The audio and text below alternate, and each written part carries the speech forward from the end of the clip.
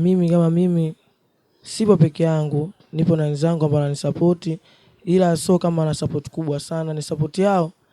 Wanatamani mimi nifike sehemu fulani ila uwezo hawana. Ila kutoka mimi mwanao wananikubali, wananisupport kwa walichokuwa nacho. Kwamba kuna mtu yoyote anatokea kutaka kunimanage, mimi nipo tayari. So Baby Wiz hajasainiwa katika record label yoyote, yani yupo free ila tu ana washikaji ambao wanamsupport hivyo. Ndio hivyo kaka. Hebu mpe shavu mwanao mmoja ambaye anakusupport na mkubali sana. Yani bila huyo mwamba wa sababu bila wewe brother au bila wewe bwana sister mimi nisingefikia hapa.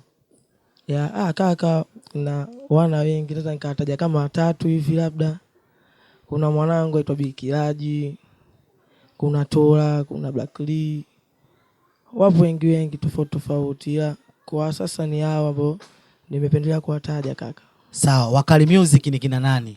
Wakali ni kama lebo fulani ambayo nimeamua mimi kunisukuma, ila sio kama na manage na mtu, ni wana tu. Kwa Wakali Music sio record label, yani ni washikaji tu ambao wao wana believe muziki kwa 100% ambao wao yani wao wanapenda muziki, yani wao wakali wa muziki. Wakisikia muziki wao wana support, lakini sio record label. Sio record label. Okay.